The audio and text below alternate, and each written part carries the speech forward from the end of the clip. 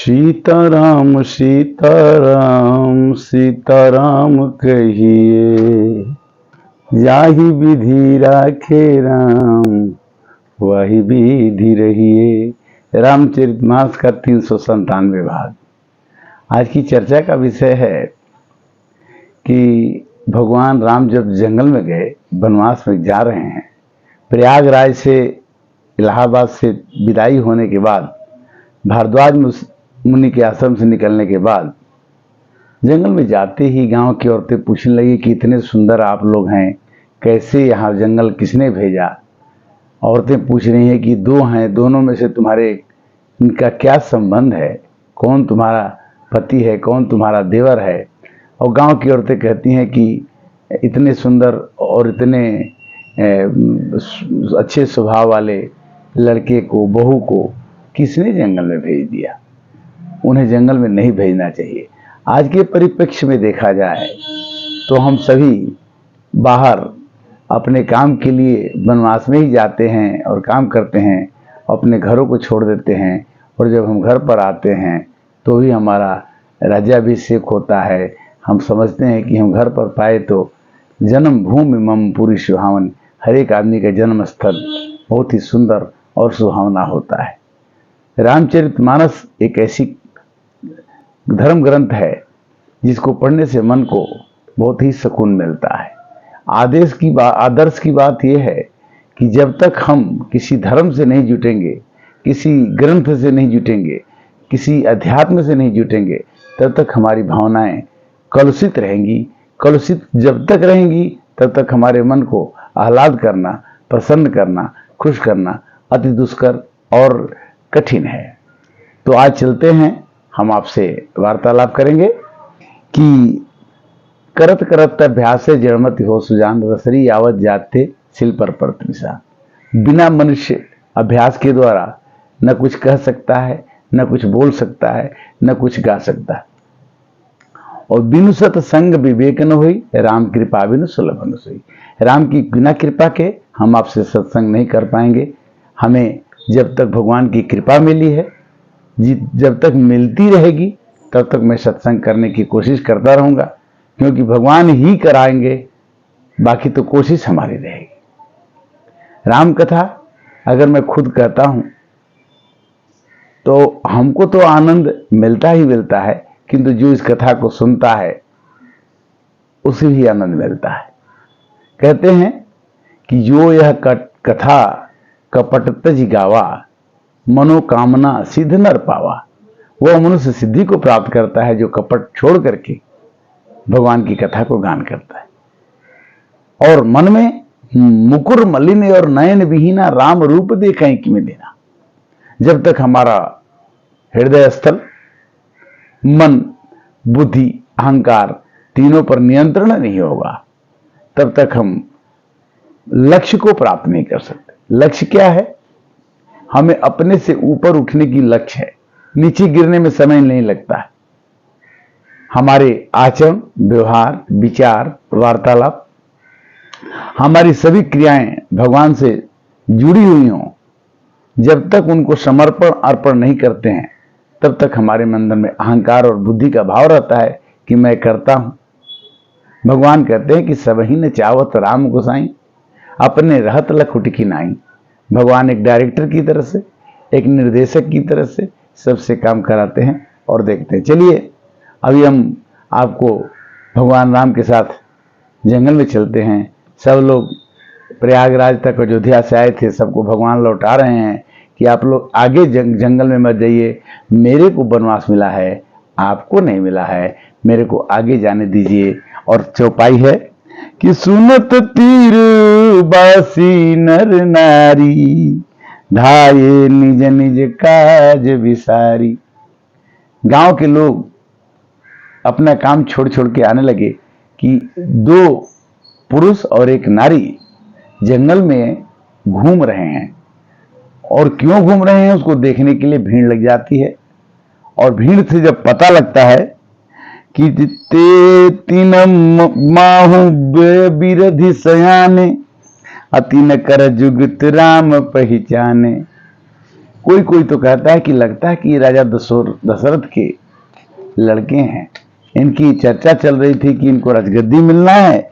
किंतु सुनी सब विषाद सकल पछताई, रानी राय किन भल नाही। जब ये लोग कथा सुनाते हैं कि राजा दशरथ के लड़के हैं, इनको राज की राजगद्दी मिलनी थी, कैकेयी ने इन्हें वनवास दे दिया, राजा को भी वनवास में शामिल होना पड़ेगा। तब भगवान आगे बढ़ते जा रहे हैं। उसी समय एक तेहि अवसर एक तापस आवा, तेज पुंज लघु बयस सुहावा। उस समय एक तपस्वी भगवान के पास आता है जो किशोरावस्था में होता है। कवियल खत गत बेस विरागी, अमन क्रम बचन राम अनुरागी। वो जो मिला, जो सामने आया, भगवान का बहुत बड़ा भक्त था। और भगवान राम अपने भाई और सीता के साथ जंगल में अकेले घूम रहे हैं कि कहाँ रहें, कैसे रहें। सीता जी क्या करती हैं? सीता जी कहती हैं कि थोड़ा यहाँ विश्राम कर लो, मैं थक गई हूं। सीता जी कहती हैं कि राम सप्रेम पुलकी उर लावा, अपरम रंक जन पारस पावा। ते पितु मातु कहीं सखी कैसे, अजिन पठे बन बालक जैसे। ऐसे कौन से माता पिता हैं जिन्होंने ऐसे बच्चों को, ऐसे लड़कों को जंगल में भेज दिया। मार्ग चलहु पयाद ही पाए, ज्योतिष झूठ हमारे भाई। ये पैदल चल रहे हैं और पैदल चलने के बाद भी जहाँ जहाँ राम चरण चल जाहि, अतिन समान यम रावती नाही। जयपुर गांव बसहि मग माही, तिनहि नागसुर नगर सिंहाई। सीता जी, राम जी जंगल में आगे बढ़ते जा रहे हैं। एक पेड़ के, बरगद के पेड़ के नीचे बैठ जाते हैं और बरगद के पेड़ के नीचे बैठते ही एक देखी बट छाह भली, दासी मृदुल पितु बात, कहीं गवाई छिनक श्रमा, गमनु वहीं की प्रात। गांव के लोग कहते कि भैया जी आप तीनों लोग यहाँ थोड़ी देर बैठ जाइए, भगवान के पास तो कोई कपड़ा नहीं है कि बिछा लें। उन्होंने पत्तों को, बड़े बड़े पत्तों को लेकर बिछा लिया और वहीं पर वो बैठ गए। वहां देखने की भीड़ लग गई। थकी नारी नर प्रेम पिया से, अमनहु मृगी मृग देखी दिया से। जैसे हिरण को हिरणी देखती है, उसी तरह से वहां के लोग सीता जी को और राम जी को देखने लगे।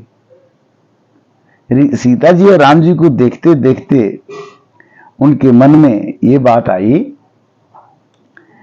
सीता जी एक हैं और दो पुरुष हैं, तो कहती हैं क्या कि सिय समीप गृह ग्राम तिय जाहि, पूछती अति स्नेह सकुचाहि। गांव की औरतें जाके कहती हैं कि सीता जी थोड़ा बताओ ना, क्या कि राजकुमार हम राजकुमारी बिनय हम करही, तिय स्वभाव कछु पूछत डरही। हम औरतें हैं, आपसे कुछ पूछने में डर लगता है। क्या पूछना चाहती हैं हम कि स्वामी नियबि न क्षमवी हमारी, अभी लगन मानव जान गंवारी। हम लोग गंवारी हैं, गांव के रहने वाली हैं, किंतु एक हमारे मन में डाउट है कि दो लोग हैं, तुम्हारे पति इसमें से कौन से हैं? सीता जी क्या करती हैं कि सहज सुभाव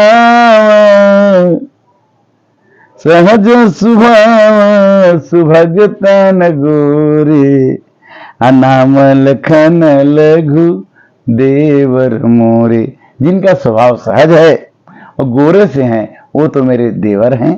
किंतु बहुरे बदन छवि, बहुरे बदन विधु अंचल ढाकी, अपियतन चितई भौह करी बाकी। टेढ़े आंखों से और अपने सर पर पल्लू रखते हुए सीता जी ने कहा कि खंजन मंज तिरी छे नैननी, निज पति कहूं तिनहि सिय नैननी। अपने आंखों के इशारा से सीता जी ने कह दिया कि शीस जटाऊर बाहु विशाल बिलोचन लाल तिरी छिसी भौहें, तू न कमासन बान करे तुलसी बन मार्ग में सुटी सोहे। पूछती ग्राम बधुसिय से प्रभु सांवर से सभी रावर कुएं। पूछती हैं गांव की औरतियां कि भाई सांवरे वाले कौन है, गोरे वाले कौन है, बता दो। और एक गीत है कि गुरकू संवरकू बंजरवा में सोहे, बता दरनिया तहर संगवा में को है, तुम्हारे साथ में कौन है। पूछती ग्राम बधू जब सिय से को लगी हैं यह रूप यमिय से, अर जुगल सुरतिया के देखी मनवा मोहे, बता दरनिया तहर संगवा में को है, बता दरनिया तहर संगवा में को है। गांव की औरतें पूछती हैं और उन्होंने सैन से बता दिया कि राम लखन सिय सोहत कैसे, ब्रह्म बीच इव माया जैसे, अर्जुगुल सुरतिया के देखी मन मोहे, सांवरी सुरतिया के देखी मन मोहे, बता दरनिया तहर संगवा में को है।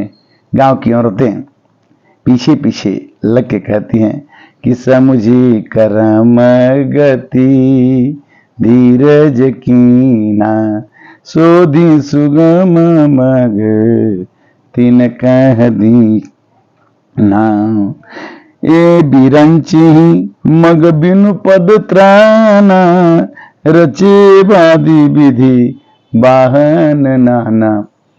कहती कि ब्रह्मा ने इतने जूते वाहन बनाए, क्या इनको कोई वाहन नहीं मिला? क्या इनको कपड़े पैर में पहनने के लिए कोई पदत्राण नहीं मिला? इनको मिलना चाहिए। जो पे इन्हीं दीन बनवासु, अकीन बाद विधि भोग विलासु। जिनको भोग विलास मिलना चाहिए उनको लोगों ने जंगल में भेज दिया। तरुवस वास इन्हीं बन दीन्हा, धवल धाम रचि रचि समकीना। ब्रह्मा ने इतने बड़े बड़े महल बनाए और इतने सुंदर लोगों को जंगल में रहने के लिए भेज दिया। ये ब्रह्मा ने अच्छा नहीं किया। एक कहीं ये सहज सुहाए, आप प्रगट भय विधि न बनाए। एक औरत कहती है गांव वाली कि ये तो पैदा होने वाले नहीं लगते, नहीं लगता कि प्रकट हो गए हैं, अवतार ले लिया इन्होंने। देखहु खोजी भुवन दस चारी, अकहयस पुरुष कहायस नारी। ऐसा राम भय प्रगट कृपाल वाला ही लगते हैं और ऐसी सीता जमीन से निकली हुई लगती हैं। हमको तो नहीं लगता है कि ये मात गर्भ से पैदा होने वाले। कि न बहुत श्रम एक न आए, तेही ऋषा बनयानी दुराए। एक तो कहती है कि ब्रह्मा जी ने ईर्ष्यावश क्रोधवश गुस्सा करके राम जी को और सीता जी को जंगल में भेज दिया, क्योंकि ऐसा जोड़ा वो बना नहीं पाए। तो ईर्ष्या से बाकी लोग तो बने किंतु राम जैसा कोई नहीं बना, बाकी लोग औरतें तो बनी किंतु सीता जैसा कोई नहीं बना। तो इनको छुपाने के लिए ब्रह्मा जी ने जंगल में भेज दिया। इस तरह से राम जी का वनवास में गांव की औरतों ने पूछा और उन्होंने जवाब दिया। राम कथा बड़ी सुंदर है, गा के देखिए, सुन के देखिए, सुना के देखिए, मानस घर में जरूर रखिए। आज नहीं तो कल उसको जरूर पढ़िए। पढ़ते रहेंगे, कहते रहेंगे, सुनते रहेंगे, सुनाते रहेंगे तो सनातन धर्म की पताका फैलेगी और हिंदू में हिंदुत्व की भावना जगेगी। आचरण, व्यवहार और देश जो है विश्व गुरु के पद पर प्रतिष्ठित होगा। बोलो सियावर रामचंद्र की जय।